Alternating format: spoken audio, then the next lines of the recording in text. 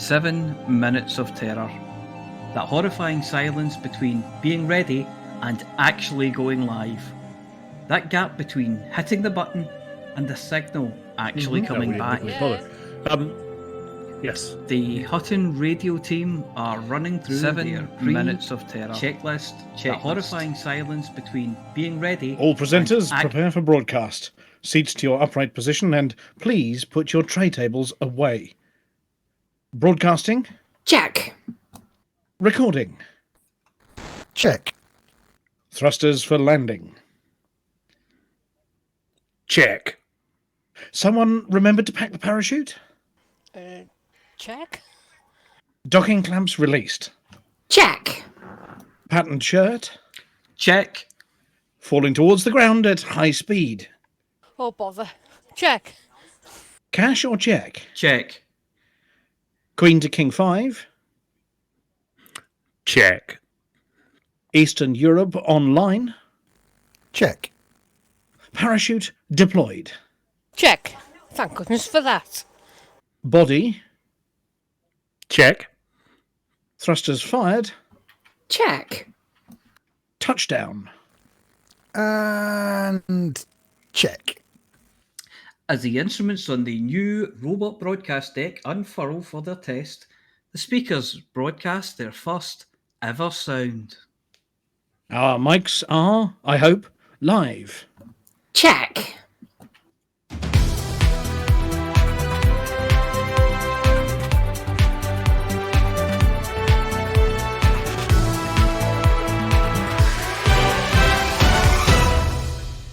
Good evening. It appears as if we're on the air, and after all that checking, I'd better check if my co-presenters are ready. I'm joined in the studio by Wilma Fingerdew. Check. Present. Looking forward to the Galnet food digest later. Also by the Hutton Apology Officer, Mia. We're ready with the... Are you ready with the Hutton Sports Report this week? I'll check. Also our latest member of the team, Juan Kerr. Good evening. The inimitable Norma Snockers, who with Flossie will be bringing us updates on what everyone's up to. Oh, heck.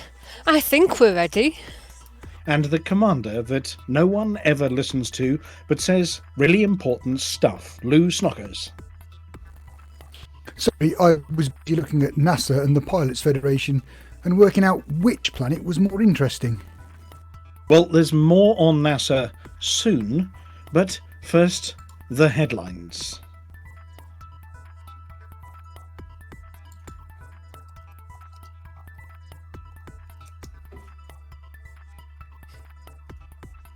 It's you. Who's deleted the headlines? Where have they gone? Put them back. Gone. Who's hit the delete button? This is bong bong. No. Uh-oh. Right, quick, undo. Who has the undo button? It looks like you deleted the headlines. What? I'm gonna... No, it's not doing anything but now. No, it's not me. Ba-bong. Oh, crikey. Well, there are some headlines. Hang on. Should we make them up? What's the first one? Ba-bong. Oh, here we go. The first one was going to be Ice Station Naked. Ooh.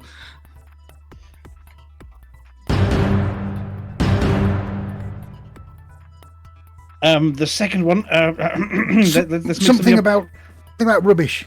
Give me your trash. Yes, immediately. Then the third one... I know what. Rampant rovers rob residents.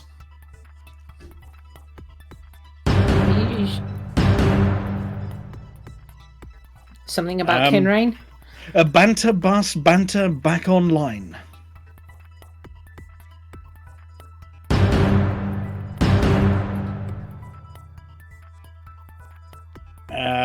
Oh, crikey. Stopcock stopped as stopcock locked. Stopcock locked. I even wrote that one specially for you, and I've remembered it now. Yep.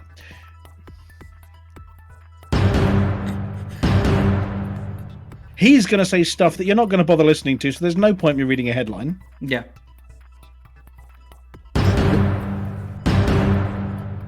back But now. we all love Flossie. How about that? Oh, they're back. That works. They're all back There now. they Who are, put them? look. Who put them back? Yeah. There we go. They're all back. But if you But they're missed all- it, then do you want to do that again for the edit for Norm? Shall we? Should we do them properly? Sure. Yeah. Here we go. Somebody's put them back in the script now. Here we go. Right, they're all the This is same colour, seamless. so you'll have to look at the Seamless. things. Yeah, Hello, seamless. alligator. Seamless. Here we go. Right. Let's try that one again. More on NASA soon. Oh, he's crashed the box. Here we go.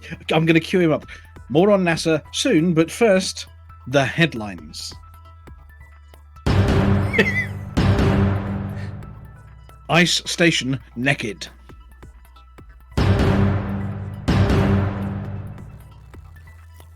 I'm Commander Roraima. Give me your trash. Rampaging rovers rob residents. Banter bus bounces back after reboot. Ball cock drops as stop cock unlocked.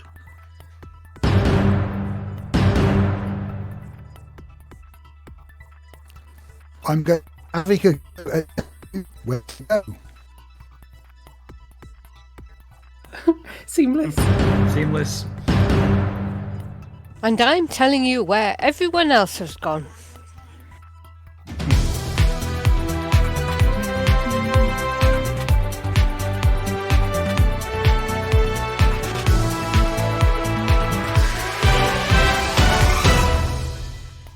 Former Lakon spokesperson Eric Buck Naked is no stranger to danger.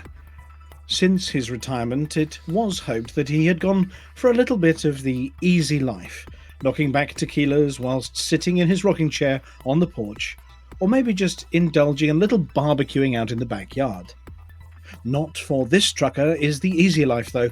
After a short acting career in classic lasagna westerns such as Pasty Rider, The Good, the Bad and the Naked, and A Fistful of Opals, he set out on a new mission to discover the location of Space Texas, somewhere else out there in the galaxy that gave him the vibes of being at home. The climate, the sheer size, the barbecued meat products, system to system in search of somewhere he could claim by putting down one spurred boot and standing proudly in his Stetson.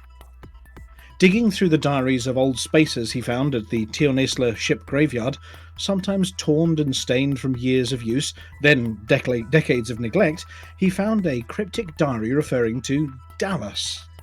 Or more precisely, as some of the later letters were unreadable, Dalla. Searching through his pocket copy universal cartographics, kept under his seat, as all good nakeds don't have pockets, he dialed in the coordinates, put his boots up on the console, and set a course. Arriving in the system, the closest he could find was the star Dalla C, and he promptly set the auto-landing system for one of the planets. Dropping down the walkway without looking and setting foot on the planet's surface, his first words weren't "Yee-haw!" but "Houston, we have a problem." This was as far from Space Texas as it was possible to get, a frozen and icy tundra, and most definitely no sippin' whiskey. With a blizzard incoming and attired as usual, the nip in the air turned to a bite, and Buck watched as his undercarriage went corrugated, his hardpoints went brittle, and everything, including his trusty space cow, turned blue. Unable to restart the Type 9 due to icing on his fairings, he headed back inside though the temperature inside his quarters had dropped to, for a Texan, a blisteringly cold 12 degrees Celsius. For our American cousins out there, that's 53 and a bit Fs. And F he did. Despite activating silent running, the ship stayed cold, and unlike his co-pilot, who's blessed with thick fur, he didn't fancy gambling around the outside of the ship.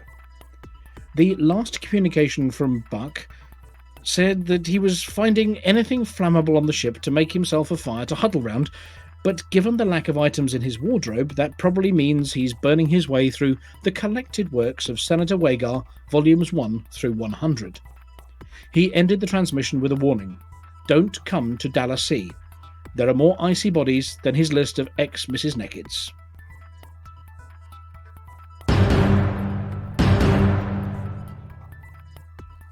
Commander Roraima appears to have taken a leaf out of Mr. Dusty's book. I'm Mr. Dusty. Give me your trash. Or else believes that he's playing Battlefield Scavenger and has decided that a life spent mudlarking around combat zones the pinnacle of his piloting career.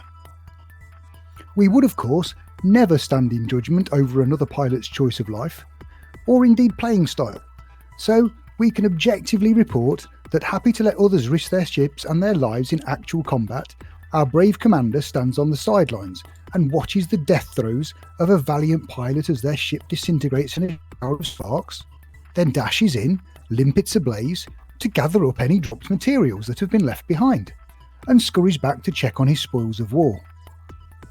This technique, whilst minimising the risks of being lasered by an enemy, since neither side is your foe or indeed your friend, not entirely without risk.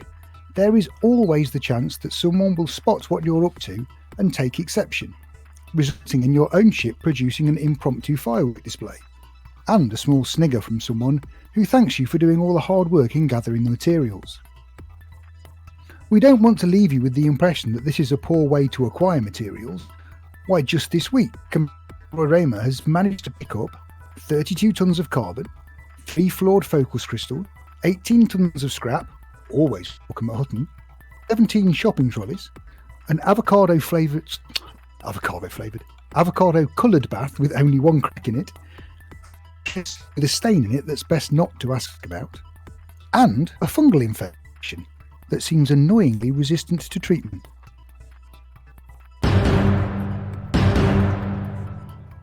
Well, today sees the 1286th anniversary of the Perseverance rover landing on Mars, and we have received worrying reports about its behaviour and that of its contemporaries.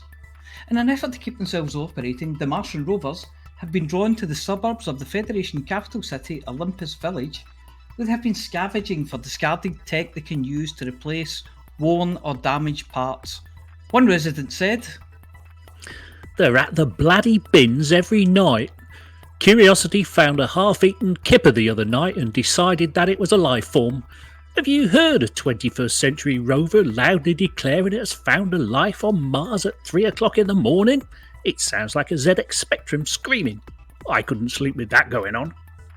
Never mind that we're in the middle of a very large city full of humans and Mars has been terraformed for years, Curiosity decided it wanted to make first contact with a half-eaten smoked fish. They're breeding too. I've seen little ones with the bigger rovers. They've even resurrected Beagle 2, although it doesn't call itself Beagle 2 anymore.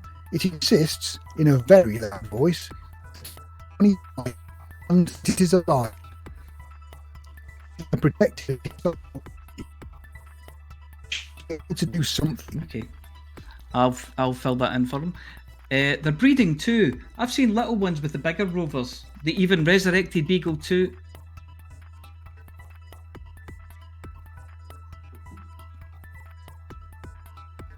Right, okay. So start from okay. Never mind that we are in the middle of a very large city full of humans, and Mars has been terraformed for years. Curiosity decided it wanted to make first contact with a half-eaten smoked fish. So, they're breeding too, one resident said.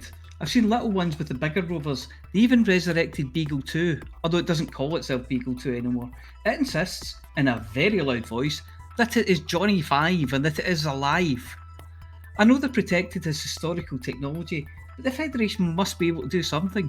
Some of the dumber ones are falling into the canals and they make the place look really messy. Well, this worrying behaviour is not limited to the rovers. Some of the satellites have also been playing up, swooping down on unsuspected citizens to snatch technology right out of their hands. One angry Olympian told us that the Amal Hope probe, launched by the UAE Space Agency back in 2020, dove at her and stole a data slate she was working on. She ranted, I was in the park for a bit of air and decided to check my messages while I was there. Suddenly it went dark and this satellite thing dropped down and snatched the data slate right out of my hands. As it flew away, I got into a big fight with Tianwen 1, the search for heavenly truth, and dropped my slate. It smashed all over the path. While they were fighting, Mariner 9 came trundling out of a bush and hoovered up the bits. I thought it was going to steal my money from the bank account, but the police said it was probably just after my chips. The federal government said that as the probes and rovers are protected by international conservation legislation, there is very little they can do, except move them to the other side of the planet and hope they don't find their way back.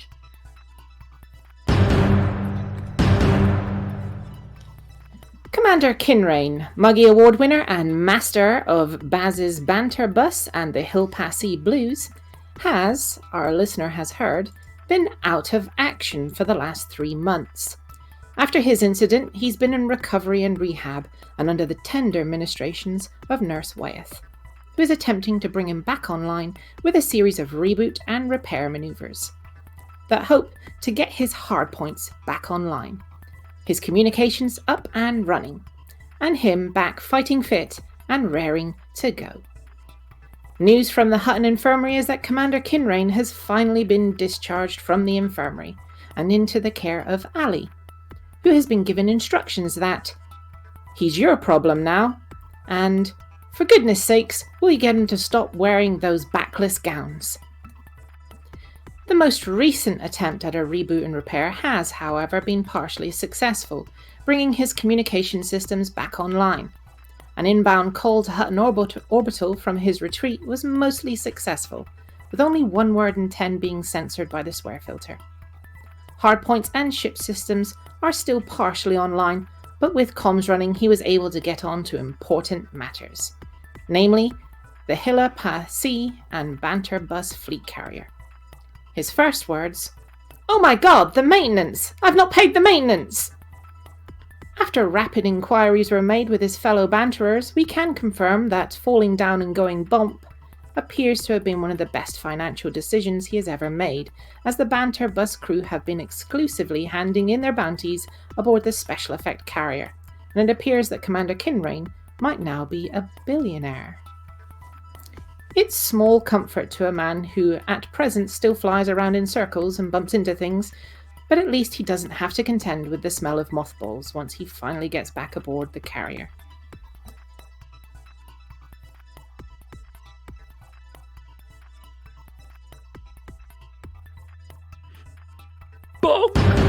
Ba-bum. As the apology officer is otherwise engaged with whatever apology officers do when they're not apologising, it's been left to me to say sorry for part of last week's show, where we may have inadvertently misled you about the nature of the drought in Alpha Centauri, which, in the end, only lasted for 6 days. Yes, we did say all hands to the pump, and this is serious, and begged everyone to bring in liquid to relieve us. But even once you thoroughly drenched us in your fluids, we were still as dry as a bone, and the situation was getting a little bit painful, and there was no lubrication reaching the affected system parts, and water sports were completely out of the question. We tried flushing, we tried hosing, we tried rinsing our mouths out and spitting, and eventually swallowing our pride, but to no avail. We were drier than Wotherspoon's wit after Beetlejuice makes a mistake, and we were prepared to concede defeat when somebody shouted, "Stop, cock!" I'm sorry, we should say, "Stop, cock." Have we checked the stopcock? Now even we are not stupid enough, no, not even you know who you are, to have left the water turned off at the tap. However, it does appear that a certain Mr. CBT of Hutton may have accidentally parked his purple python on the main outlet hose, an act which the gentleman in question described as the worst blockage since my last kidney stone. And after shoving his ship to one side, water began to flow once more, and all is well. Well, maybe not all, as there was no water whatsoever. Cecil started using gin for everything, which meant that his cup of coffee was more like an espresso martini, and he had a stupidly wide grin while cleaning his teeth. And Cubicle 3 was not flush for 6 days. A working party is still looking for ideas on how to make that section of the station usable again, but the front run at the moment is to tow it away and drop it into a sun. Not our sun, of course, as the colonal ejection would be massive.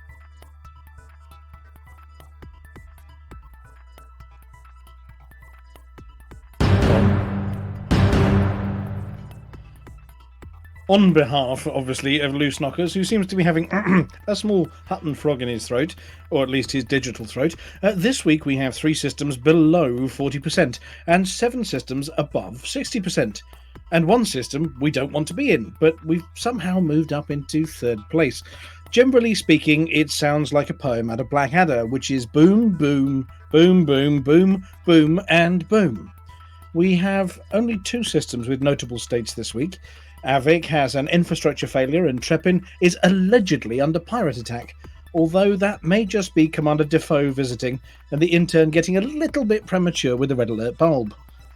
As we should all know by now, infrastructure failure can very rapidly plummet our influence, and as we worked really hard to take control of Avik, we'd like to keep it that way. We need all pilots to assist with deliveries of food and machinery commodities and end this state as quickly as possible. Truckers using the excuse of, I was at the CG, can frankly do one, as it takes less time to get from Luton Star to Avik with a hole full of nosh than it does to fill up said hole with the rares they need. So if you can't spare the time for 1 T9 full to Avik, then there's a naughty step in LHS 340 waiting just for you. And you'll have to ditch the T9 to get there as well. If the pirate attack turns out to be real, standard pew-pew tactics will drive them out, find them, and destroy them with extreme prejudice. Finally, the situation in Carcinari is getting a little out of hand. 14.5% may not sound a lot, but with all the assets owned by Ronin Inc., there are no conflicts to stall our progress, so we need to actively reduce our influence there. It won't go down naturally, as the natural reaction to our fluffy leader is obviously to offer him treats and your unending servitude. So get over there and support everyone except us and Ronin Inc.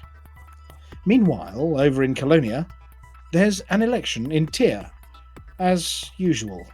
Everywhere else is also the same as usual, so drop your Hutton bounties at Fort Mug and run missions, passengers and trading in all of our systems.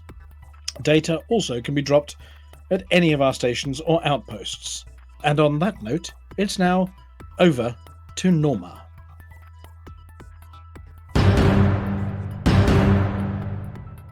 It's time now for our regular look at the community-led events out there. Saturday at 2100 UTC sees the start of the Small Ship Bounty Hunting event, organised by Commander Venezia. There's an entry.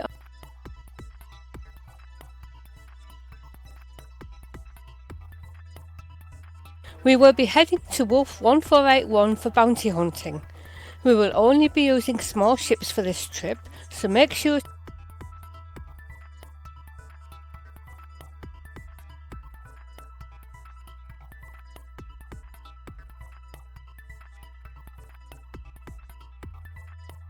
Well, this is going well. We appear to have lost Commander Flossie there, so... sorry, I'm here. Oh, you are there. Oh, no, you are there. We lost so. you completely through a whole chunk of that, Flossie. So do you want to take it from the top there? Okay. If it goes pear-shaped again, then we'll volunteer another member of the crew to fill in until the end. But Flossie, I'll take 2. Okay, take 2, break a leg, take it away. It's time now for a regular look at the community-led events out. No, we appear to have lost Flossie again. So we've lost Flossie again. Yeah. So I'll tell you what, because we've got a glitchy happening, we're just going to hand over to a willing volunteer because it keeps cutting you out there. But should we hand over to Amelia? Would you like to cover for Flossie while we hammer on the panel and make it work again? Certainly. It's time now for our regular look at the community-led events out there. Saturday at 2100 UTC. See, could someone stop scrolling when messing with the... Oh god! Great! It's all gone far. I can see clapping over at NASA, but definitely no clapping in this studio. Right? Let's go. Let's go again. That was me. Take 4. Take 5. Whichever. Take 56. Yes. It's time now for our regular look at the community-led events out there. Saturday at 2100 UTC sees the start of the Small Ship Bounty Hunting event, organised by Commander Venezia. There is an entry in our events page in Facebook which says, "We will be heading to Wolf 1481 for bounty hunting. We will only be using small ships for this trip, so make sure to outfit and engineer a good one. We will turn in bounties at Velasquez for Hutton, and the rest at Alvin's Pole Carrier. We'll be launching from the pole, so make sure to head out before the event. See you all there. If, like me, you find it hard to satisfy your bloodlust.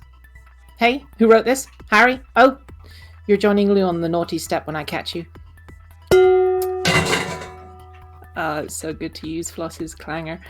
As I was saying, if you must go and shoot at pirates and Venezia's event doesn't suit you because you've got a big one, or it's past your bedtime, then King Hanky himself is organising one for Sunday the 18th of February, starting at 1600 UTC, to celebrate his birthday. Details on our events page on Facebook.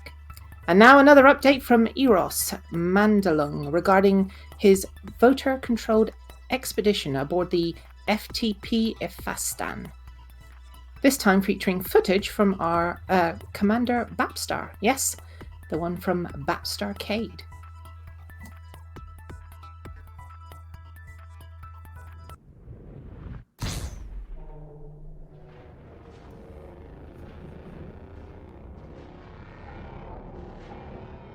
The date is the 16th of February, 3307. What can I tell you about the first week exploring? Well, it's like all things. We got on our way a little late, and got fairly close to our target system. We did in fact pull a little bit short, as predicted, due to the low density of the region, and I didn't want to strand our explorers early on. After scouting the area, I noticed there was a small nebula nearby, and as such, it was voted that we relocate to the Triffid of the North, as a point of interest.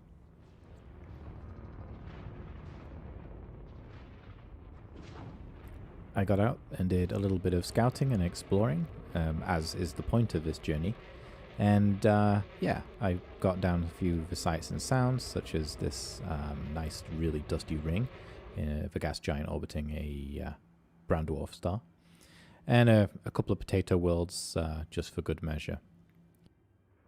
I also, thanks largely to good luck, managed to run into Commander Bapster, who was kind enough to give us a flyby and sent in some exploration footage to show you. So, I'll hand it over to him. Check out his Twitch and YouTube channel.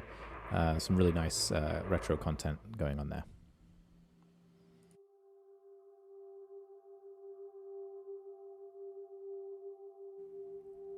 What we've got here is a couple of really nice examples of magma volcanism, where you can sit there, try and toast some marshmallows from your SRV. This one is particularly cool. This is a water geyser or something close to it. So perhaps that does the only thing that you can do, which is to push yourself far off the surface. Little bit of lift off of that one, but I imagine the gravity here is a little bit higher than being able to break orbit or anything.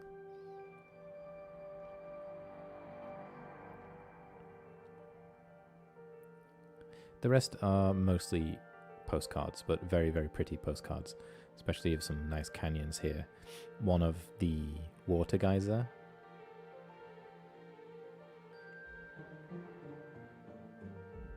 A quick pose next to the carrier. And what is an amazing shot of a close binary system and bark mounts. Some more foam rolls. And then finally, an Earth-like world. So, really nice find.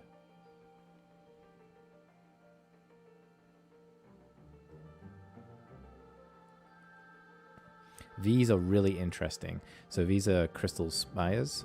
They appear typically around volcanic activity, but typically very far from the entry point.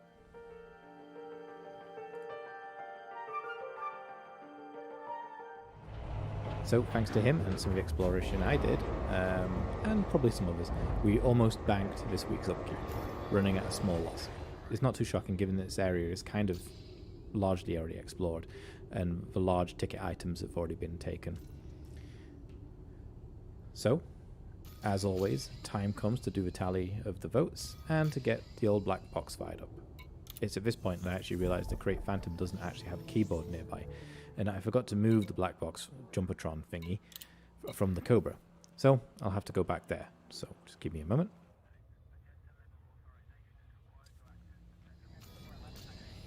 All right, here we go. Put the data in and hit go. Oh, not bad. This is pointing at a fairly reasonable jump, pretty much level. Minus 5200, minus 400, and minus 1300. So let's get up the map.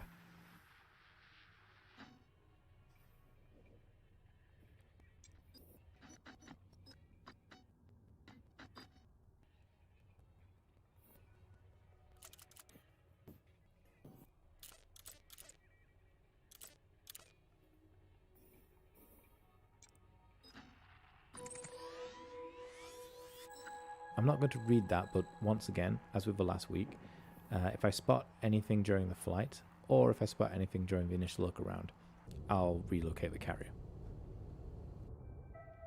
Maintenance crews have signed off.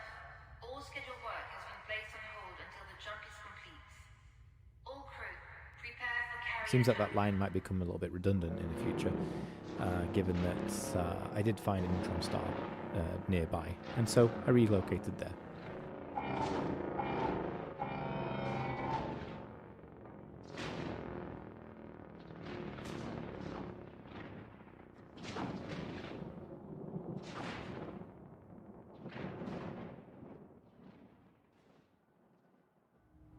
The plan is to stay here all week, so happy exploring.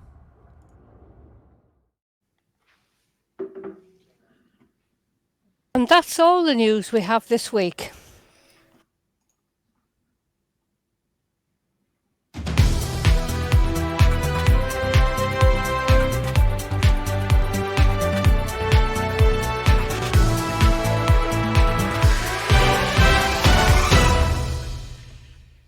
Good evening then, and welcome back to the studio. Yes, where we seem to have been plagued by, I don't know, I think we've been bouncing the signal off sort of Mars in the year 2021 and back again.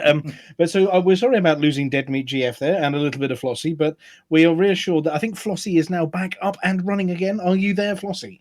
I hope so. I presumed my keyboard had gone flat and I've changed the batteries. Right, I think we needed more checks, didn't we? We should have had battery check at the start and mic check, but you know, I think we're up and running. So yes, apologies to our listener for the interruptions there, but it all makes part of the fun that is Hutton Orbital News. Now, we had it planned perfectly, didn't we, Apology Officer? We did. In that, if we hadn't had to do the retakes, we would have finished the news theme out just as something quite special happened. We'll talk about it in a minute. Yes. But we're going to need an apology for that one. So I'll give you a minute to come up with an apology. But yeah, so we are joined by Flossie, who's now got microphone working again, by the Apology Officer, who you just heard, by Dead Meat GF, who might or might not be back again. I don't know. Am I back again? You are at least temporarily back again. Yes. By Commander Chicks, he of Explorer Greatness. Hello, everybody. And by Amelia, who's getting ready for the Galnet Food Digest later.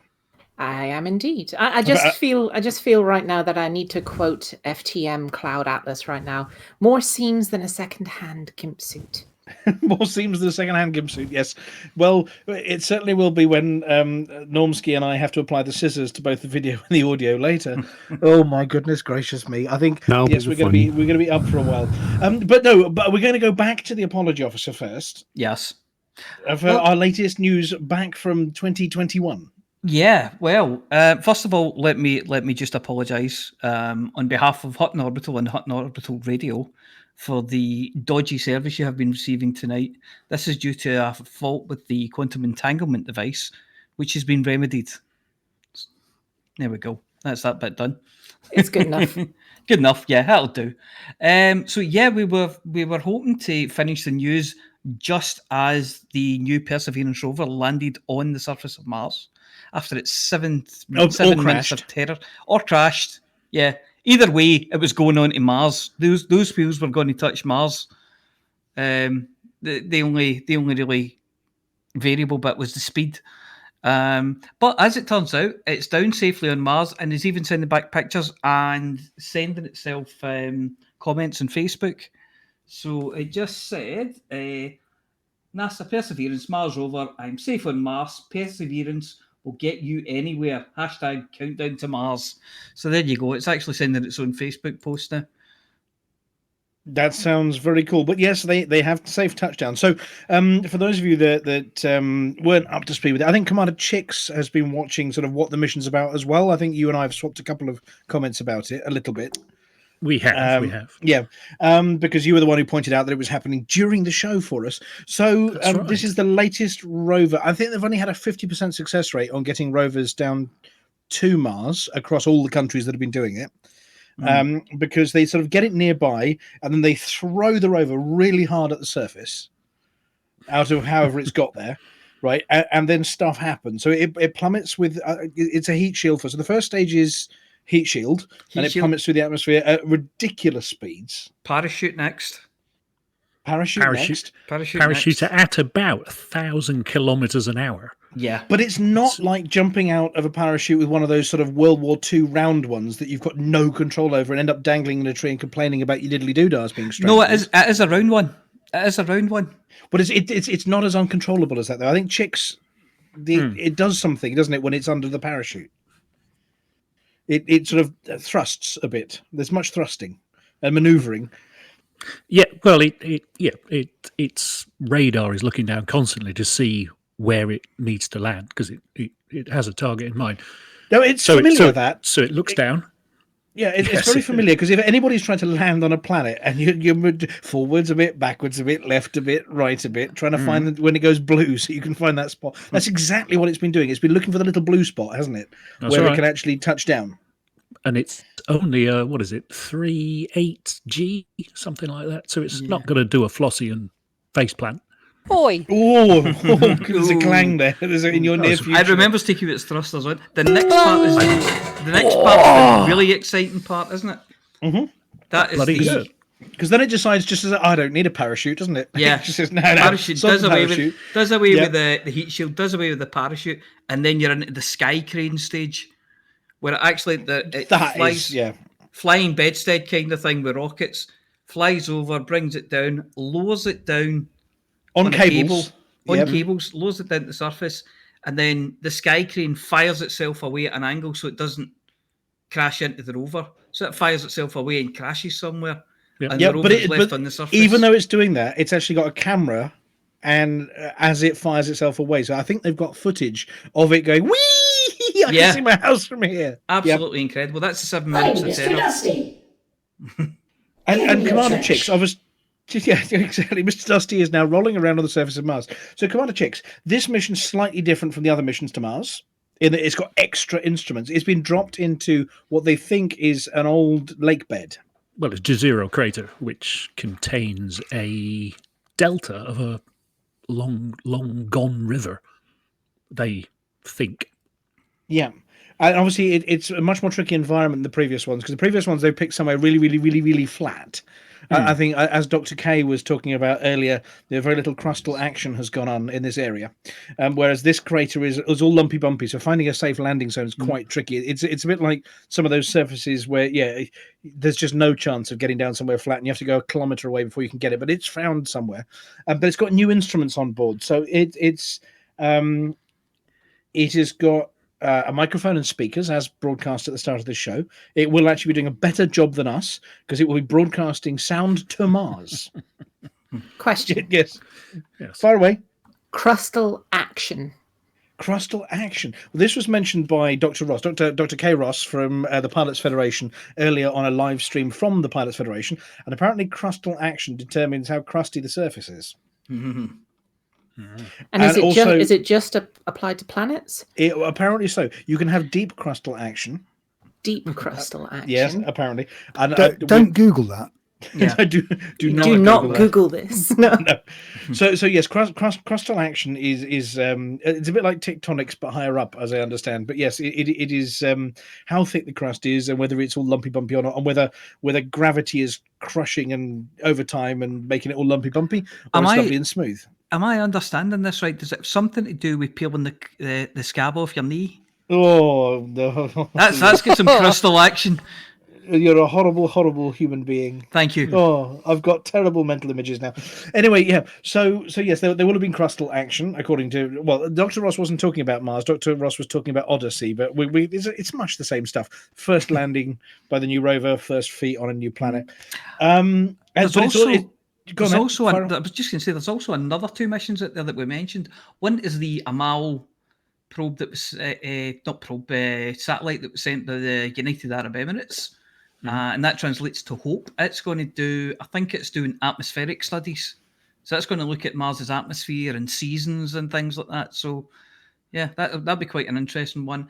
And then there is the Chinese one, which I'm just trying to find the name for it.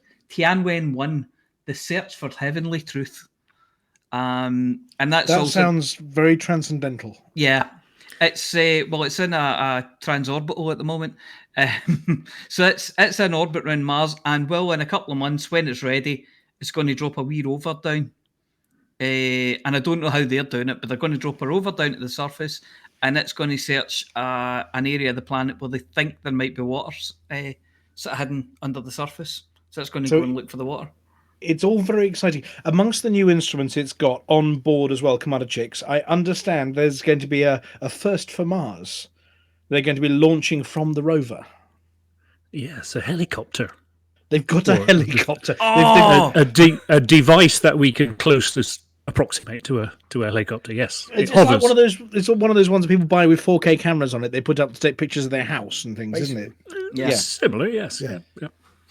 And that's so we're going to have our first flight on Mars, not the first plummet and nearly hit the surface, not the first Beagle bounce, because I'm pretty sure Beagle did bounce, albeit in bits. But this is going to be the first flight on Mars, will be achieved at some point during the early parts of the mission. But then there's another instrument. They're going to be taking samples, but there's something different about the samples. It's going to analyze them, but there's a whole bunch of samples it's not going to analyze. It's going to do something else with. Oh, it's going to poo, isn't it? It's going to poo, yes. Yeah. The rover will have a poo, and it's going to leave them on the surface of Mars, nicely labelled up. And there is a mission by, I think they were saying by something silly like 2024, to go and pick it up. And send them back. Yes. So it's little black plastic bag. Yeah, they'll send a pooper scooper and then they'll fire that up to a waiting satellite that will bring it home.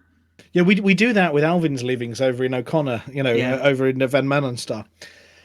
But so yes, it's going to be pulling out samples. It's going to take them and it's putting them into ultra.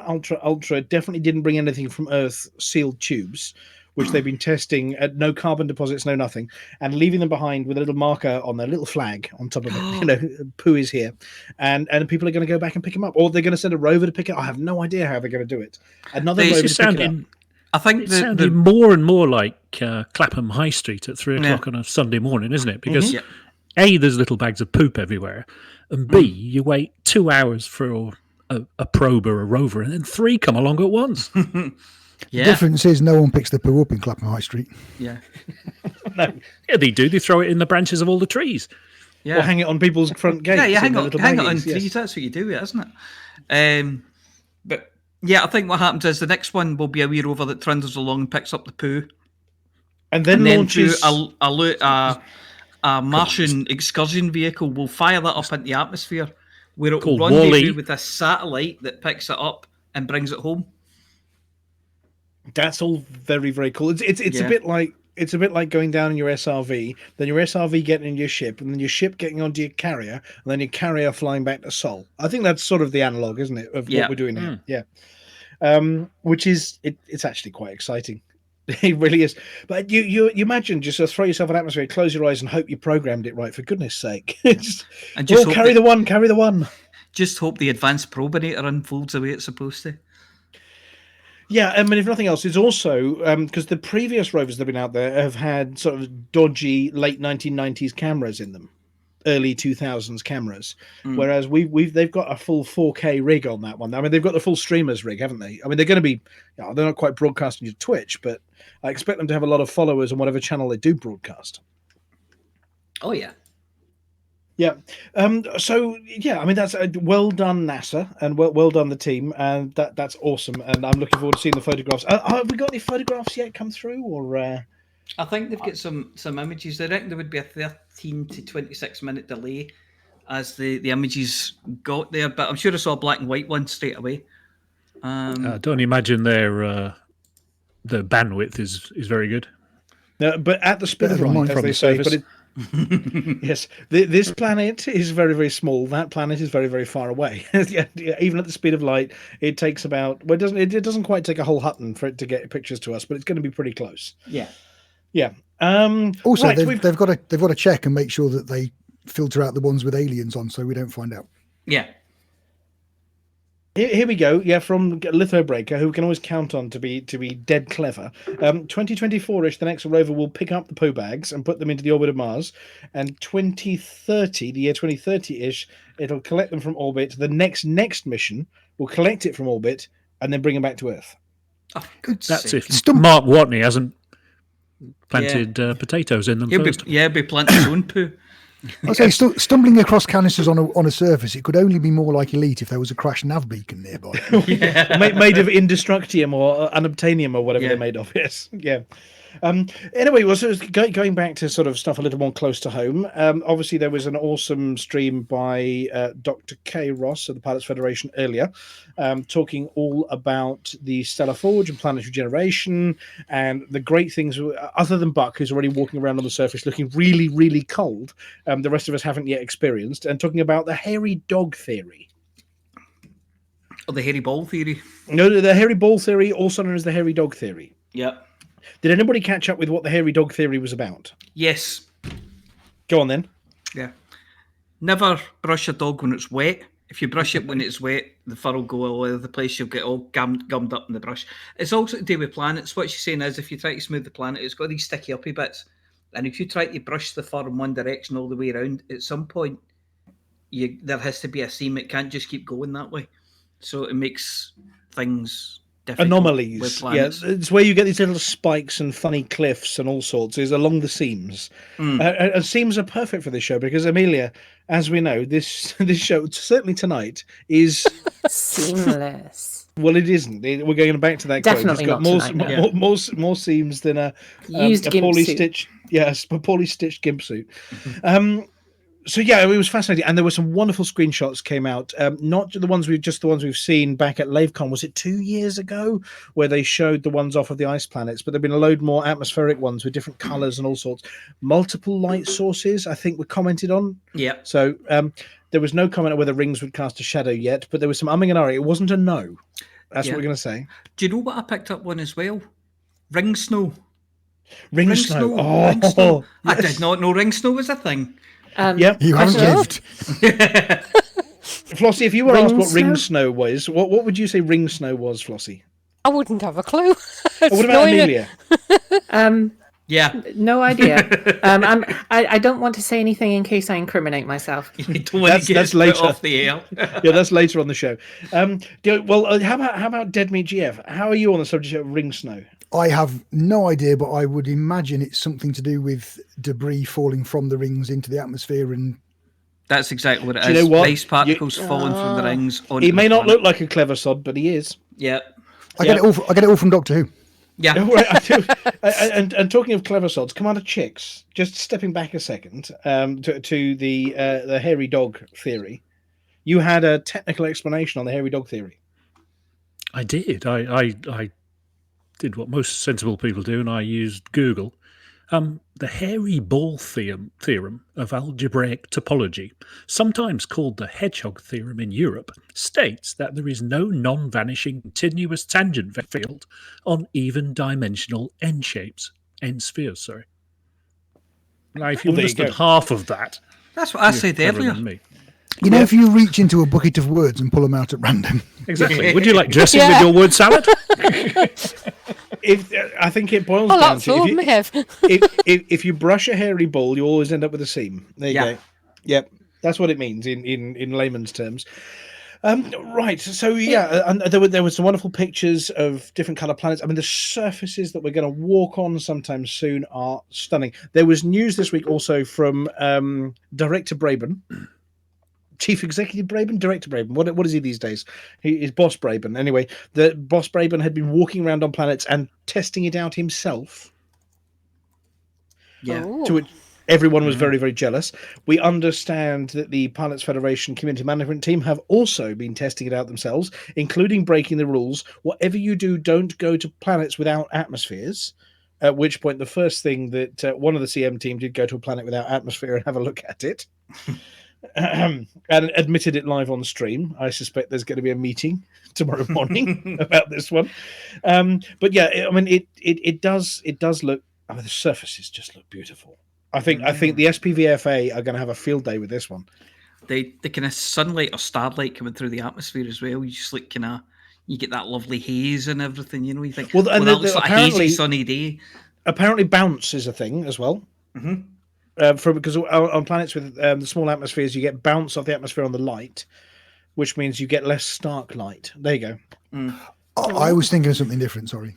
Yes, you always are. You always are. I bet. So yeah, I mean, it all looks exciting. Obviously, there's no information yet on when we're actually going to get our permits for these planets, but soon. Brackets trademark. There has been for Xbox the autumn, we've been told. But there is good news. There is good news for Didn't commanders. tell you which autumn. Yeah, Flying Team Hotbox commanders or pending or potential Team Hotbox commanders. There is good news this week. Oh yeah. Yeah, it's on Game Pass, isn't it? But Game Pass basically means if you pay the internet for stuff, they're going to give you Elite. Isn't that how it works? I think it is, yeah. For a while anyway. You know, so you can play it up and then go, yeah, I like this. I'm going to play more. So yeah, it should get some new commanders anyway. Absolutely, and obviously they won't be listening to this show, but if they were, we'd encourage them to become a Hutton trucker, but only if they've got a good sense of humour and don't mind all the seams. And seams are a theme on this show. Right, we do have a reply from, and Flossie can possibly cover this one for us. We have a reply from last week, because I think, Apology Officer, during your broadcast, you weren't handing out a Hutton decal, unless someone did something. There was a specific commander who had to explain themselves, which I believe they've done, and I think if you give Flossie the bit of paper, I think she's got the answer there. Yeah, Peter von Bumminface here. As requested, the nickname came from my late teens, early 20s, and is in reference to some rather dodgy dance moves that came from my intoxicated alter ego. Now, as a parent of not one, but two, second born 4 days ago, small children, those dance moves are firmly in the past, but the stories and memories live on. Oh, isn't that nice? Well, we would take the Mickey relentlessly, but on the basis that Commander Peter von Bumminface has become a new dad recently, 4 days ago, we're going to say lots of sympathy. We don't think you're going to get any sleep anytime soon, but congratulations, enormous congratulations from the team over here at Hutton Orbital Radio. Yay! Congratulations! Hey, congratulations! Yep, and yes, I don't know how old the other one is, but they may well just be out of nappies, and you've gone back into the breach, as they say. I don't envy you that one little bit. Right, in terms of other things that's going on, we have a confession as well, Apology Officer, and actually we're going to hand over to Dead Meat GF on this one. We have an apology officer from our sister radio station about an incident. Oh, yeah, I've heard about this one. So, Dead Meat GF, are you aware of the incident? This has been brought to the attention of Alvin, this incident. No. You're not? No. Go on, hands up anybody who knows. Shall I explain it? I'm not sure I want to be. No, it's a heartbreaking, utterly heartbreaking circumstances. It's a tale of neglect is what it is. Oh, it's horrible. Who was it? It was... Oh, it was one of the presenters of Live Radio. It wasn't Colin Ford, was it? It certainly was, yes. Oh, it was Colin Ford, yes. Phoenix to Fire, who has 2 Hutton mugs, we believe. We believe he has a silver one, or had a silver one, and a gold one. And somebody... Well, he doesn't anymore, does he? Not anymore, no, because we believe that while we had a floor mopping guy on loan to Live Radio, that he accidentally knocked one of the mugs off of a desk and it smashed on the floor. So there is a deconstructed Hutton mug out there. And you would think any sensible person at that point would have locked their second Hutton mug away somewhere safe, don't you? But no. He left his... Are you suggesting that he's less sensible than Commander Overlight? Yes, most definitely. Given what happened to the second one, go on, tell us. The second one seems to have been, well, it's got something growing in it. He said somebody took it and grew watercress in it. We don't believe that. No, we have confirmation. It is actually watercress. They've taken it as a plant pot and grown watercress, mods-proof watercress, in a gold Hutton mug. Yes. And he has subsequently left that job and never been given the mug back. How can you leave that building? How can you walk out of that building and not have your mug with you? How can... Now, Amelia, Yes. Hutton mugs have a variety of purposes in this life. Yes. Obviously, the most obvious purpose as a mug is... To drink tea from. Or gin. Or coffee. Yes. Or coffee. Or fluid of some kind. Because in Super Cruise, the mug has an astonishing property. It keeps your drink hot. So it's got a practical because of what it's made purpose. From. But, Commander Deadmeat, the mug has a second property. Does it not? Yes. It does. It prevents something terrible. I've got mods. Yes. It must be mods, which I haven't got because mods, I've got a mug and I haven't broken it. Mods, I'm sorry, I'm totally stunned by this story. I'm finding it difficult to even process it. I know, it's terrible. Mods Flossie stands for what? Mug or a mug. Ownership. Ownership. Deficiency syndrome. Yeah, there you go. Yeah. If you don't have a Hutton mug, you're going to get space lurgy. If you don't have a Hutton mug, you're going to get space mumps. If you don't have a Hutton mug, you might end up with an itchy flight suit. All of these things can be blamed on mods, mug ownership deficiency syndrome. The only cure for them is to look after your Hutton mug. Yeah. Yeah. It's important. I know. Very And important. this individual has not only not looked after his Hutton mug, he's not looked after two Left Hutton it. mugs. He's smashed one, and he's growing greenery out of the other. Disgusting. There's also an alternative theory that the watercress isn't watercress, and that it's a light. He just left it on his desk when he went off for lockdown, and that's it had a bit of tea and some biscuit crumbs in it, and that's what they've turned into. The Thargoids are Sounds signing like up Galnet. that one. Yeah, Sounds Galnets like are Food saying Digest. Yeah, it's a creation myth for the Thargoids. We think. yeah. Galnet Food Digest would probably try and eat it, wouldn't you, Amelia? Yes, definitely. Most definitely. Yes. Actually, we're going back to our ever so clever Commander Chicks. There is potentially a solution to smashed mugs, of course. Particularly golden ones. Particularly golden ones. There is an ancient art of repairing Japanese. golden mugs. Japanese art of kintsugi, Kintsugi, which yes. means golden joinery. So it's repairing broken pottery, and then you highlight the joins. So it's definitely not seamless. In fact, you draw attention to the seams with gold, silver. Yeah, You mean a bit like this show? I believe, Yes. On a theme on this show.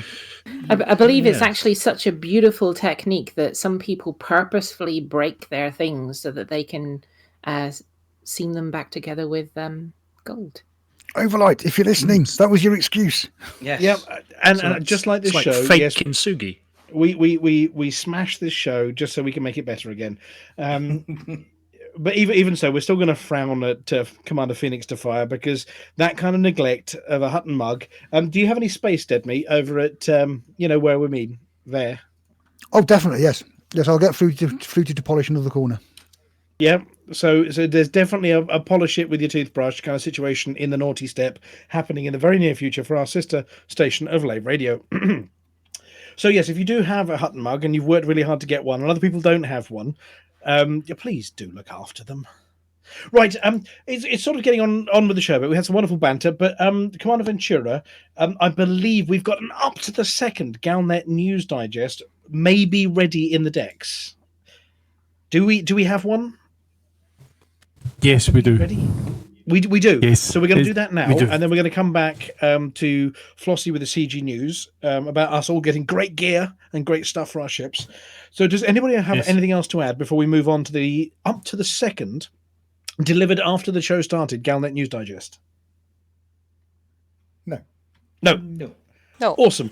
In which case, Commander Ventura, having bought you some time to get that loaded in, please do take it away.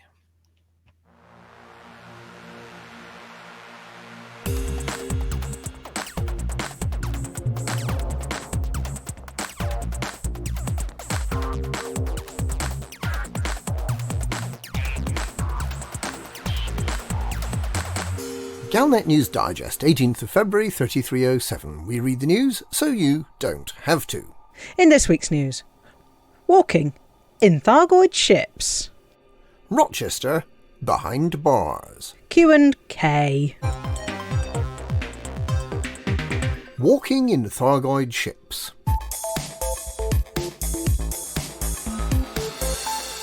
A little more information has come out about the delayed Getting Out and Walking About permits, codenamed Odyssey.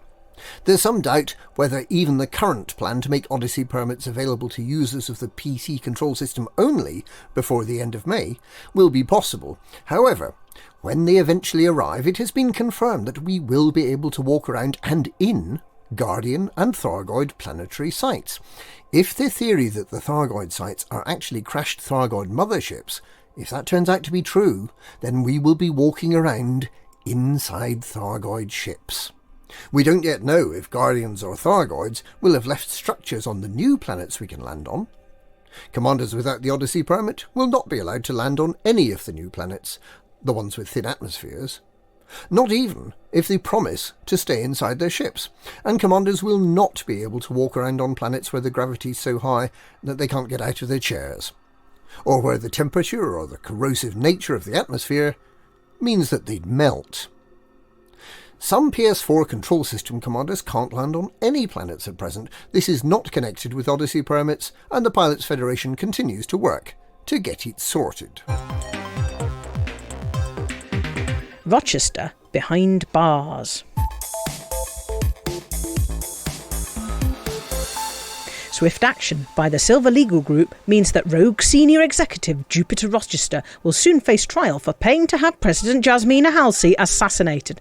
Expansionist and ruthless, Rochester took over Vodal, the manufacturer of the SRV, and a number of other smaller companies, under the umbrella of Core Dynamics. What he didn't reveal was that he was really running a company within a company, the so-called Jupiter Division, with employees loyal, not to Core Dynamics, but to Rochester himself. He was on the point of taking over the ailing Lakon Spaceways when information about his past dealings began to emerge. Most significantly, he is suspected of having paid Fleet Admiral Vincent to attempt to murder the federal president, an act that resulted in the deaths of several hundred politicians, journalists and civil servants. So not all that bad. He was trying to get President Halsey, who secretly favoured slimming down the Navy, out of the way, so his company would continue to receive lucrative defence contracts, and in that he succeeded. President Halsey didn't die, but she was missing long enough to lose her premiership.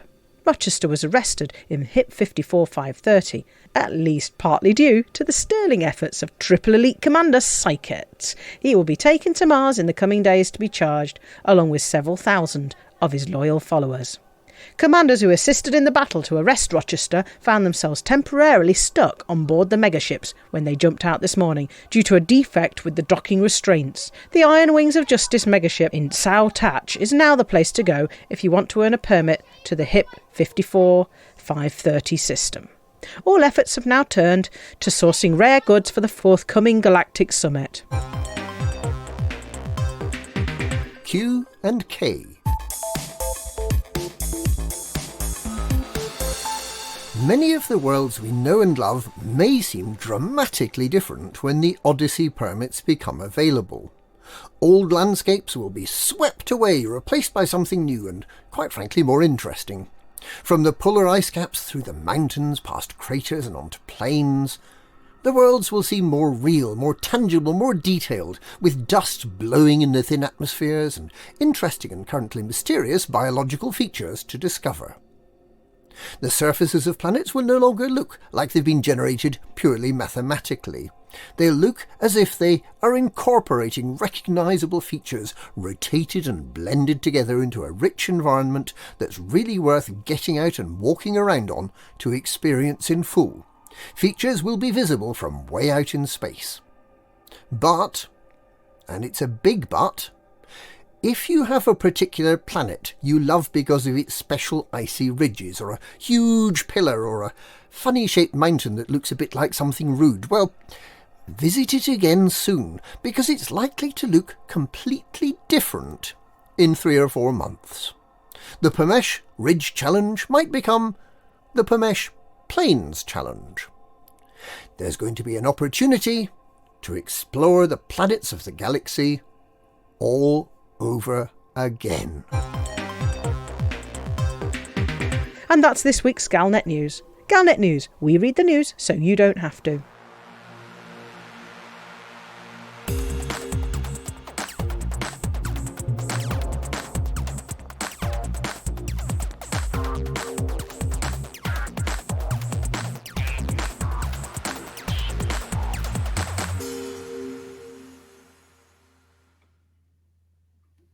And we're back in the studio. Correctly, that is up to the second.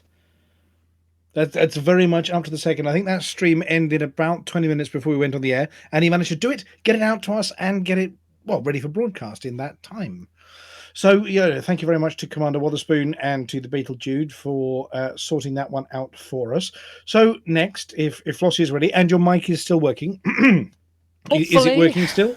It seems to have been stable. We want no more seams, Flossie. Yeah. However, if we start getting a ladder in our Watsits, we may just say no, it's not working, and we'll hand over to. So who's going to be our emergency volunteer for Flossie in case it dies again? I'll be the stand-in. Right. So Flossie, if we suddenly make an apology and the apology officer jumps in, it's because it's gone pear-shaped. Other than that, Flossie. Yes. Fingers crossed. Yeah. After the music, take it away. Okay.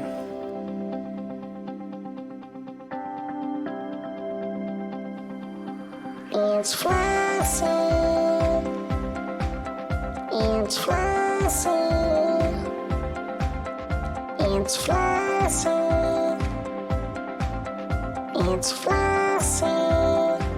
And the community goes.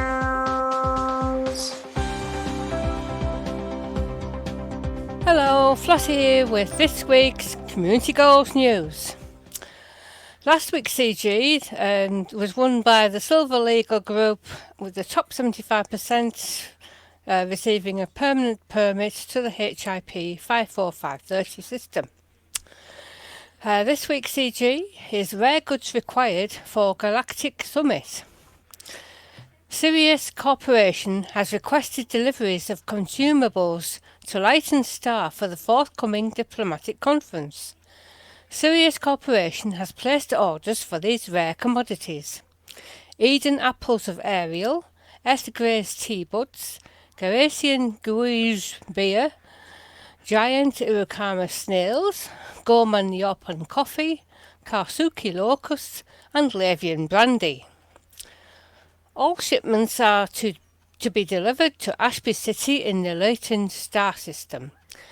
They will then be ferried to Sirius before the conference begins. If the initiative is successful, Sirius Corporation will make the fully engineered long-range fast-boot size 5 frameshift drive available for purchase at all human technology brokers. Each tier reached will further reduce the resources required for acquiring the module in the first 2 weeks of availability, starting on the 26th of February. Data mined wake exceptions, base requirements 18, reduced by 2 for each tier above tier 1. Tellurium base requirements 26, reduced by 4 for each tier above tier 1. Electrochemical arrays, base requirements 26, reduced by 4 for each tier above tier 1, and chemical processors, base requirements 28, reduced by 4 for each tier above tier 1. If the initiative is successful, Sirius Corporation will gift the module and a permanent Sirius system permit to the top 75% of pilots. The module will be placed in storage at the Ashby City Starport in Luyton Star System by the 26th of February. To earn rewards, you must sign up as an active participant before delivering Eden apples of Ariel, Escaries tea buds, Garatian Guru's beer, giant Irukama snails, Gorman Yorpan coffee, Karsuki locusts, and Lavian brandy to Ashby City in the Luyton Star System. And that's it for this week's CG News. Flossie told you what to do.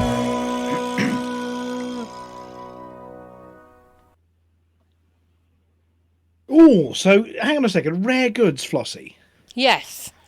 I mean, tea and Giza beer. The Irukama snails. Amelia, we've done the Irukama snails, haven't we? Yes, we have. Those are the ones where you can actually use their shells as houses. And they're so big. And the coffee, the Goman Yalpon coffee we've covered. The Karsuki locusts we've done. We've not reviewed the Ithgrees tea buds or the Giza beer yet, have we? Not yet, but we'll get there. We will get there. And of course, the Lavian brandy, everyone's reviewed because we've all had some. But I suppose at some point we need to get onto the tea and the Lavian brandy. But so Flossie, but there are no Hutton mugs. There's no Centauri Mega Gin requirements. No. No, I did spot earlier that somebody was asking the question, which one of these has the highest number available at the moment? Which is the easiest one? Well, the highest number is the beer. But it's the longest super cruise. It's not as long as Hutton, but it's the longest of them all. It's a million light seconds. Yeah. Which is I've got 60 tons in my... Oh, there we go. The next best is the Lavian brandy, which you get 48 tons. Yes. That's the easy one, isn't it? I think Lavian brandy's got to be for the win, hasn't it? I've made 5 trips there so far, and I'm in top 25%. Well, it's all right for some. You got the time to do these things. I'm busy messing around in planes. Well, so there's no Hutton requirement. So there's none of our Pantar prayer sticks. There's none of our Indie bourbon. There's none of our Centauri Mega Gin Boo. Now there is an accepted method for getting lots of rares in one go, isn't there? There is, yes. What is the accepted method for getting lots of these rares in one go? Right. Before I say it, don't Google it. Teabagging. Don't Google it. Teabagging. Do not Google it. No, teabagging. And teabagging is what? Hutton truckers know this one, but teabagging is what? It's where you cooperate with other commanders by one person will be receiving all the goods while the others go into the station, get their allotment and come back out and drop them. And then the person collecting sends out their collecting limpets and picks them up. Yes. And no tittering, please, dead meat. And the person bringing the tea bags is the bagger, and the person receiving the tea bags is the baggee. Yes, the baggee. Yes. And they recycle every 10 minutes. So if you've given somebody, if you've teabagged somebody, then you've got to wait 10 minutes before you can teabag them again. But if there's 3 of you in rotation, you can almost continuously. And bring rares out from with 48 or 60 at a time, that can soon fill a ship. Yeah, absolutely. With Hutton mugs, it was taking us a half hour to fill up a Type 9, but you can do it far faster over at Lave. Recommendation is obviously don't drop your stuff within the no fire zone of the station, because otherwise, Flossie, what happens to you? Get fined. You get fined. How big's your fine, Flossie? Oh, I don't. But the thing is, if there's NPC pirates that keep pinching it, it's better to pay the fine than have them all stolen from you. Yeah. Yes, Hutton wants Flossie. Last time you were out at Hutton Orbital getting teabagged, there was a wanted notice up with your picture on it around the station saying, "Have you seen this litter lout anywhere? They keep making a mess all around the station." But, look, thank you very much indeed, Flossie. So now it is time to go over to the Apology Officer in a second with the sports report. Are you ready for the sports report, Apology Officer? No, carry on. Have you got the statistics all in front of you in great graphs? I'll explain about that when we start. Right, in which case, if Norman MC is ready, then please do play the intro.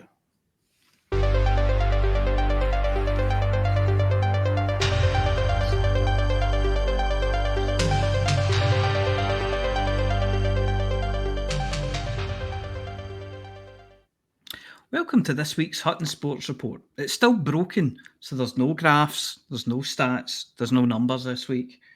The Hutton Sports Report is sponsored by the Hutton Helper, the only third-party resource to come with a free sprig of lucky white heather. This week's non-events probably include, but are not limited to, a big boy did it and ran away, or the dog ate my Hutton Helper, or we called with the results but you were out, or we were invaded by penguins and they took the results under the ice with them, or it was nuns, or the penguins. I never know which is which. Or Colonel Mustard murdered the Hutton Helper in the library with the candlestick. And so we move on to the classified results. So, never sail fast through an ice field, learn the difference between hydrogen and helium, and whatever you do, never feed a mogwai after midnight. Right, teletype's still not working. We did get a new ink ribbon, but it's for an Olivetti Letra 32, so it snapped inside the teletype, and we're waiting on a gramophone repairman now. So, okay, right, let's get started.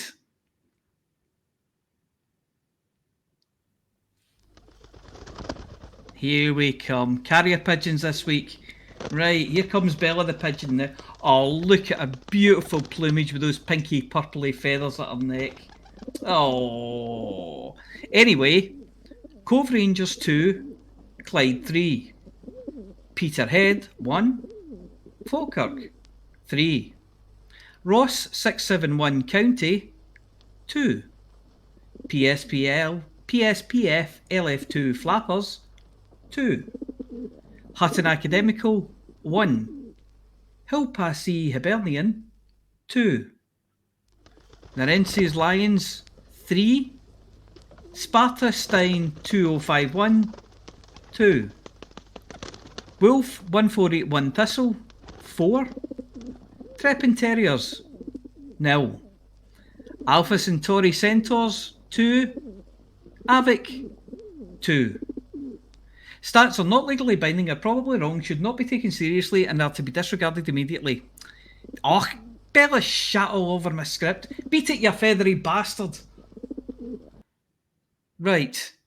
Well, as everything's broken, it's a decal bonanza again this week. So, decals for Raven 74656, Tovera, Broken Mage, Madmac _5, C.pot with 2 T's, so that's C.pot. Please email itoookpart@huttonorbital.com and arrange to collect your Hutton decal kit, which this week consists of a tin of gloss paint, an industrial fan, and a really big bit of pipe with a template sellotape to the end of it. There was one Hutton run in the last 7 days by Commander Jintosh. Nowhere near the record, I'm afraid. Could you do better than this week's winners? Do you have what it takes to be a Hutton legend and top the scoreboards? If we ever have scoreboards again, then why not go to hot.forthemug.com and download or sign up for the Hutton Helper to get your name on a grainy, black and white flickery image that keeps cutting out. Let's face it, anything has to be better than eating 19 heart-shaped pancakes on your own. Oh no, I've got pigeon poo in my hands. Wait a minute, is that pigeon poo? Yeah, it is. Anyway, back to the studio.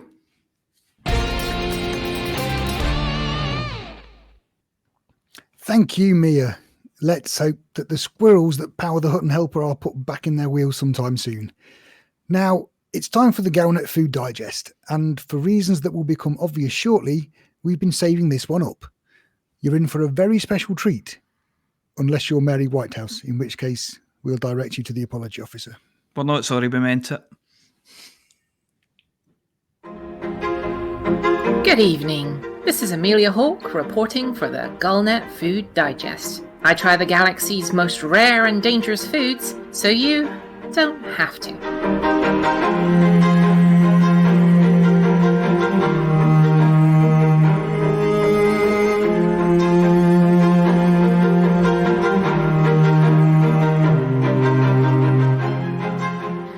Throughout the galaxy, other than heavily processed and artificial foods, most of what can be eaten can be broken into 2 categories. Those things which are farmed, cultivated or bred for their nutritious properties or delicious flavours, and everything else.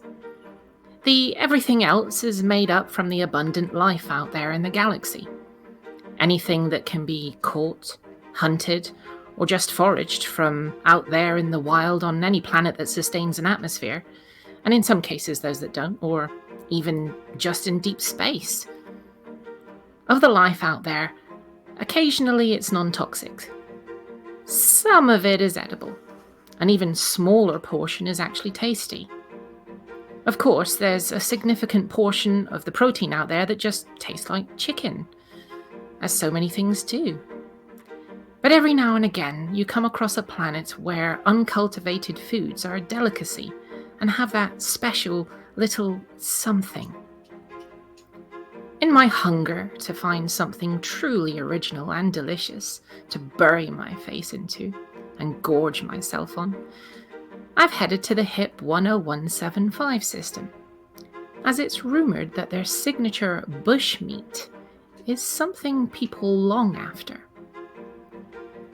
In Earth's prehistory and right up to the 21st century, bushmeat described just about anything from the animal kingdom that humans could eat. And eat they did, with gusto. From Aboriginal Australians and their witchetty grubs, through to the more remote jungle tribes and their diet of snakes and rats, and the odd explorer. Before the 21st century, chowing down on bushmeat was often frowned upon in polite society, and often associated with obscure native practices. It was thought that only extreme hunger and lack of availability of sturdy protein led to the need for grabbing whatever you could from the bush. In later years, dabbling in a little bush meat became a delicacy to be enjoyed by the bourgeois, a little something exotic for the weekend, and the subject of something rather unsavoury for low-grade TV challenges. The link between bushmeat and viral outbreaks, however, led to the outlawing of this practice early in the 21st century, when the only meaty thing that you were allowed to chow down on was intensely farmed, most probably injected with steroids, and as a result, rather limp and unsatisfying. With the advent of modern medicines, antivirals and immune system boosters, in more recent years, being presented with the exotic at a party has fallen into favour once more. HIP 10175 has been at the forefront of this new fad. It's a water world, and life is abundant. If you're asked when you arrive here if you'd like a little bush, don't be squeamish, you're in for a treat. Much of the local life is aquatic or avian, though there are local delicacies of all shapes and sizes. Some of it's fishy, especially the aquatic birds, but the variety available is astounding. The local indigenous life is naturally spicy and exotic. You'll prefer it with nothing on, just hot, fresh, and tasty. As for the danger, the biggest danger here is probably that you might miss out. I'm a huge fan, but it's hard to find, expensive to buy, and far better if someone gives it to you as a treat. The only bad experience I've had, a dodgy kebab on the way back from drinks when I arrived, which wasn't as fresh as it could have been. I'm Amelia Hawke of the Galnet Food Digest, and there's a delicious looking local bird laid out in front of me. I've tried HIB bushmeat, and I'm keeping it all to myself.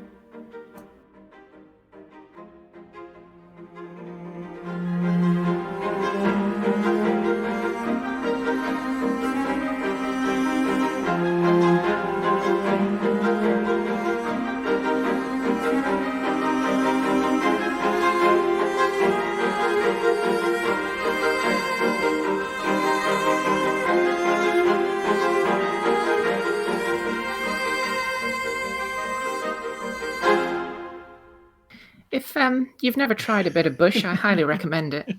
I mean, I was trying to think of quotes to go in here, like, you know, a bird in the hand is worth two in the... Anyway, and it all just starts getting a little bit... I just go a bit pink, you know. Yes. But yes, bush meat does sound very appetizing. Yes, like I said, if you've never tried a bit of bush, I highly recommend it. Well, exactly. And it's... Oh, dear, I don't know how to follow that one, really. I've just gone horribly pink. But yes, I mean, it does sound like one of the more appealing things that you've tried. You certainly seem to have enjoyed it a lot more than yes. some of the things we've made you eat. This is the best one yet. It was so good. Yes. Yeah, I mean, it's even better than the Aruka sweets. Oh yes, although you can couple Aruka sweets with a bit of bush. Well, yeah, I mean, there's many a thing goes well with a bit of bushmeat. Oh dear. I don't know what to say now. I'd just say never eat bushmeat without permission. Oh yeah, it's all very consensual. You have to, yeah, absolutely. It has to be ethical. Yeah, and obviously, I mean, human beings are terrible creatures, aren't they? Just, you know, going out there and hunting down bushmeat at every opportunity, rather than the more cultivated kind. Oh dear.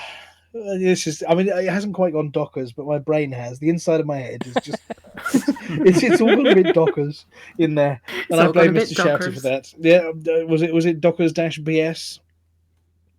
BS-Dockers. BS, that's the one, BS-Dockers. Oh dear, and of course you don't want any outbreaks, so only go for regulated bushmeat. You know, never go for the unregulated kind, because you don't know where it's been. Exactly. You really don't. And you don't make want sure it's bushmeat. clean.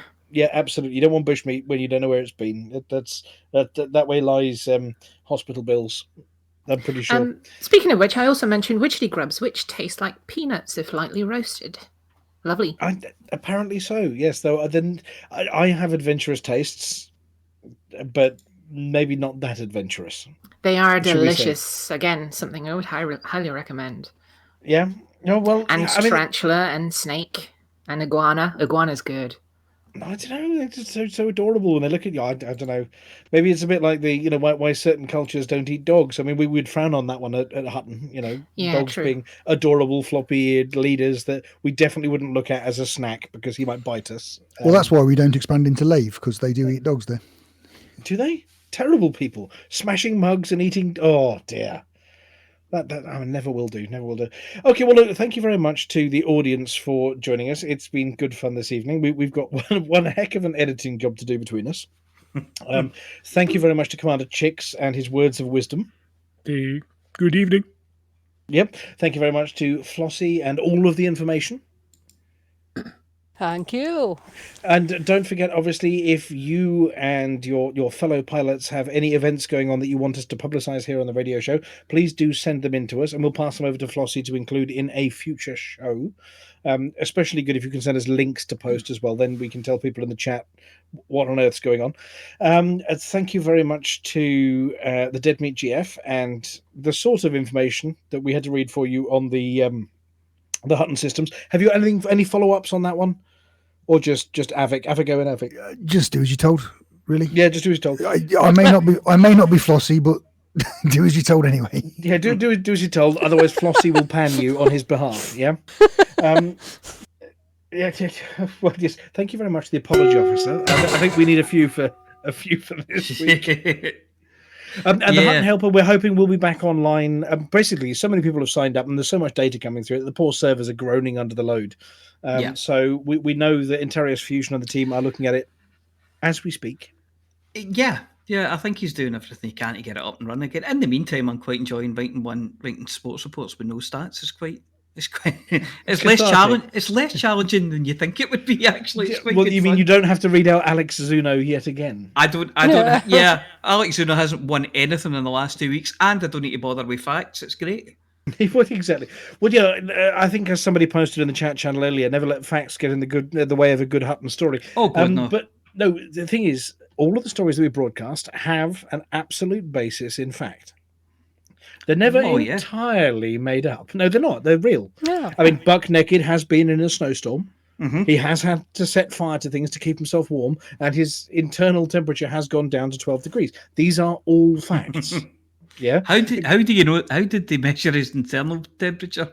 Well, he's got a good meat probe You don't wanna and somewhere to ask. stick Yeah, it. they used a thermal probinator. It It's has, a lot easier it with has Bob something than it is to with most people. it has something to do with deep crustal action. Yes. Oh. Well, and you make that joke, but the deep crustal action did happen, as did the hairy dog or the hairy ball theory. Mm-hmm. The seams are actually part of science and maths. Yes. Yep. So if you think we make this all up, then go. The Mars go, rovers. All the The only Mars thing- rovers mentioned are real Mars rovers and real Mars probes. Absolutely.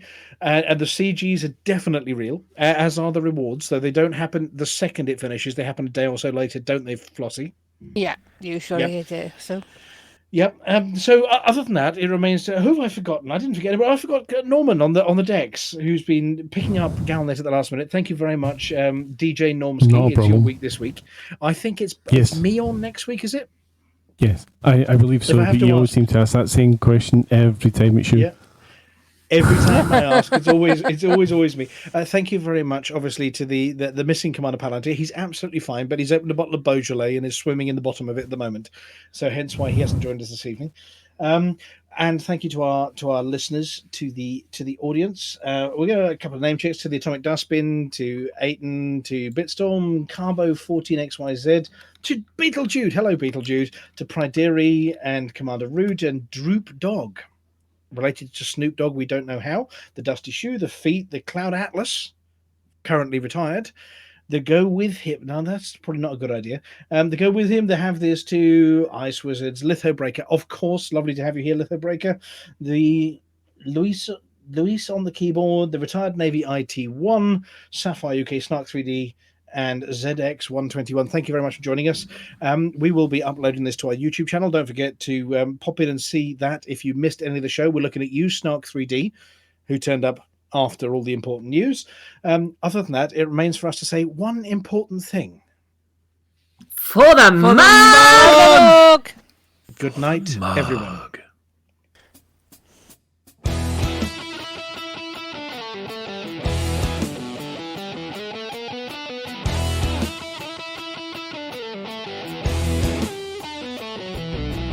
No journey too long and no cargo too small.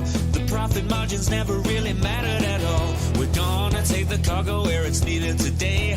Super cruising all across the Milky Way. We'll take anything, anytime, anywhere. Loading up the T-9s to the brim with grain.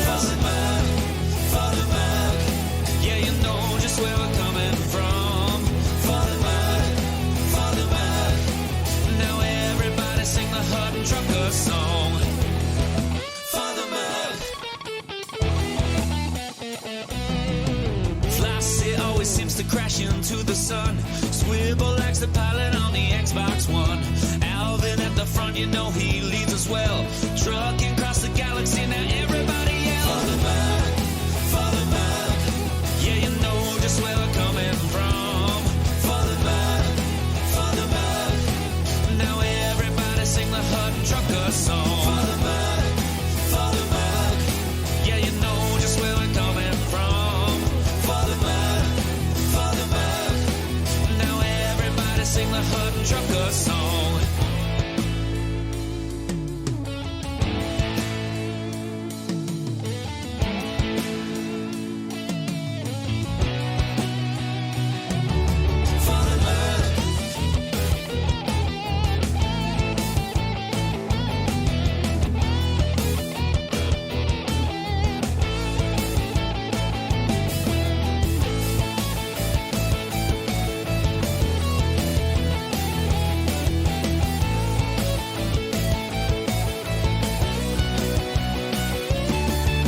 Give me a large pad that I can land on, and I'll give you my cargo and sing you my song.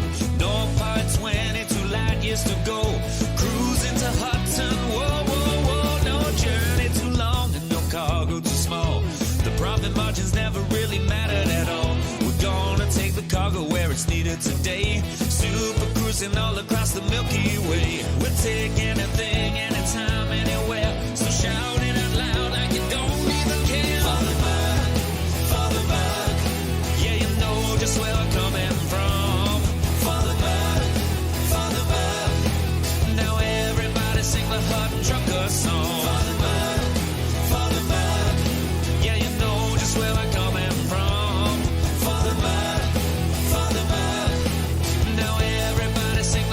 trucker song.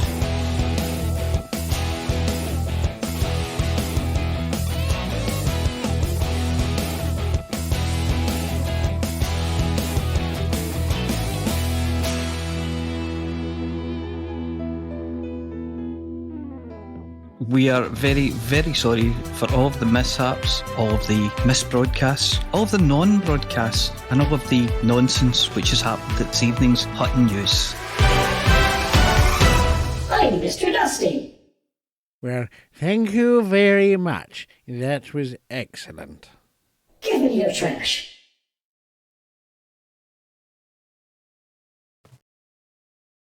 Night all.